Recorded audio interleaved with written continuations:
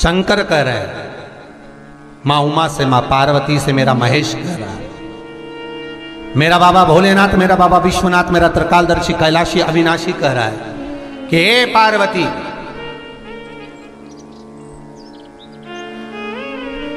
एक बीला,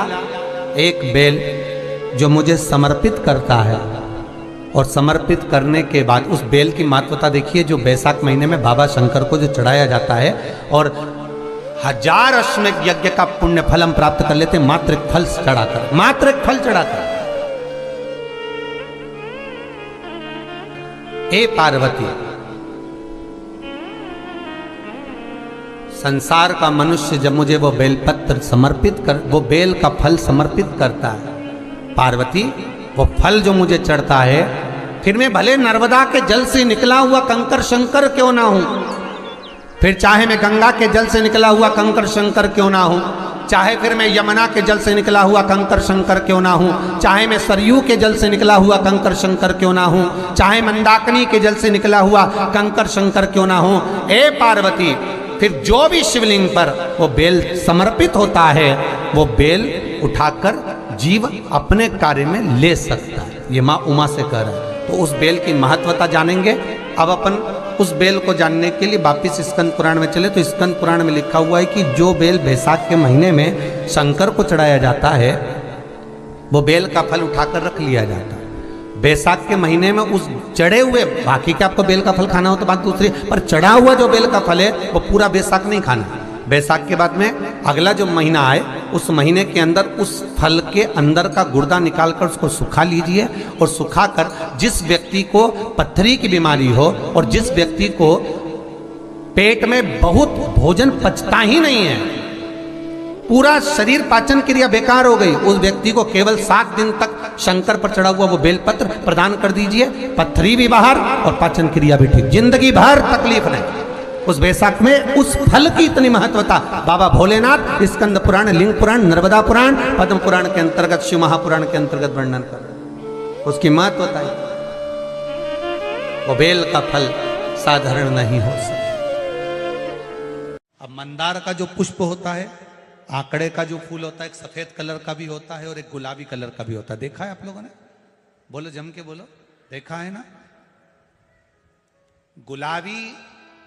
कलर का जो पुष्प होता है, वो आप मंदार का, आंकड़े का जो गुलाबी कलर का पुष्प होता है, आप टीवी पे देख रहे होंगे, एक सफेद देख रहे होंगे, एक मंदार का गुलाबी फूल, नीला कलर का फूल देख रहे होंगे। जो नीला कलर का जो पुष्प होता है, गुलाबी कलर का जो आंकड़े का फूल होता है, प्रयास करना,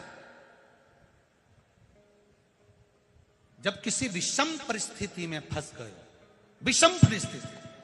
जब आपको लग रहा है कि मुझे बहुत भय लग रहा है, कुछ बुरा होने वाला, आपको लग रहा है आज मेरी उल्टी आंख बहुत फड़क रही है, कुछ गड़बड़ होने वाला, आपको लग रहा है मेरी सीधी आंख फड़क रही, कुछ गड़बड़ होने वाला, तब केवल वो नीला जो गुलाबी पुष्प है मंदार का, उसको कहीं से लाकर शिवालय में अशोक सुंदरी वाली जगह पर स्पर्श कर कर शिवलिंग पर आप चढ़ा दीजिए। आपकी विषम परिस्थिति कैसी भी होगी, वो रास्ता बनाकर बाहर निकल जाएगी। आपको फंसना नहीं, परेशान नहीं।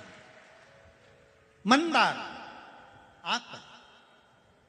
सफेद आंकड़े का पुष्प भी भगवान शिव को समर्पित होकर, जैसे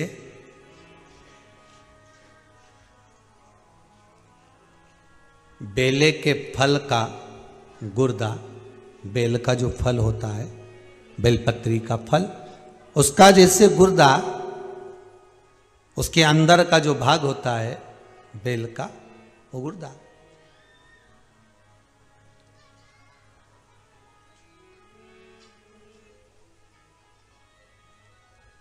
उसको अग्नि में जलाकर उसकी भस्म तैयार कर कर छान कर जब जब आपके यहां विद्वान ब्राह्मण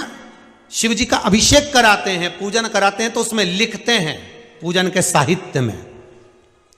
बेलपत्री, धतूरा, दुर्वा, ये उसमें नीचे लिखेंगे भस्म। लिखते कि नहीं लिखते? लिखते हैं ना, भस्म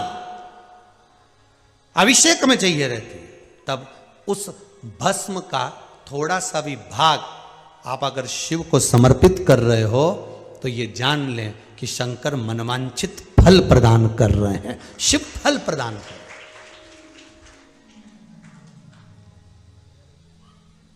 महाराज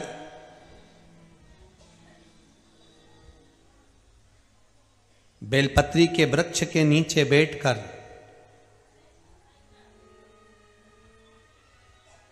हाथ में एक बेलपत्र का पत्ता रखकर आप पंचाक्षर मंत्र नमः शिवाय, ओम नमः शिवाय या श्री शिवाय नमस्तुभ्यम या महामृत्युंजय मंत्र का स्मरण कर रहे हो, पर डंडी का भाग अपनी ओर, बेलपत्र की बीच वाली पत्ती का भाग बीच वाली उंगली की ओर रखकर अगर आप स्मरण कर रहे हैं और अपनी कामना कर कर बेलपत्री के वृक्ष के नीचे बैठकर उस पत्ते को सम्मुख रखकर बाबा से विनय कर कर एकांत में उस बेलपत्री के वृक्ष की छांव में, बेलपत्री के वृक्ष की छांव आप कामना कर कर उस पत्ते को शंकर भगवान के ऊपर समर्पित कर रहे हैं, तो ये जान कर रखें कि पार्वती और शिव का मिलन करवा रहे हैं और अपनी मनवांछित फल कामना पूर्ण करवा रहे हैं। क्योंकि शिव और पार्वती का जब मिलन होता है, शंकर पार्वती जब एक दूसरे के सम्मुख में होते हैं, शिव और पार्वती जब एक दूसरे के सामने अपने बच्चों के कारण एक दूसरे के सम्मुख में आते हैं, तो उनके चेहरे पर प्रसन्नता का भाव आ जाता है। फल, मनवांचित फल की कामना आप जिस कामना के लिए कर रहे हो, विवाह के लिए, नौकरी के लिए, सर्विस के लिए, व्यापार के लिए, रोग मुक्ति के लिए, आप जिस कामना से कर रहे हो, ईश्वर महादेव, जो व्यक्ति पथभ्रष्ट होता है, जैसे मदिरा के नशे में पड़ गया, कहीं जुए में पड़ गया, कहीं मांसाहार में पड़ गया, कहीं व्यसन में पड़ गया, कहीं गलत काम में अगर कोई जा रहा है, तो श्रंभेश्वर महादेव के नाम से काली तिल भगवान शिव को समर्पित करी जाती है। महाराज काली तिल को वापस उठाकर ले आते हैं,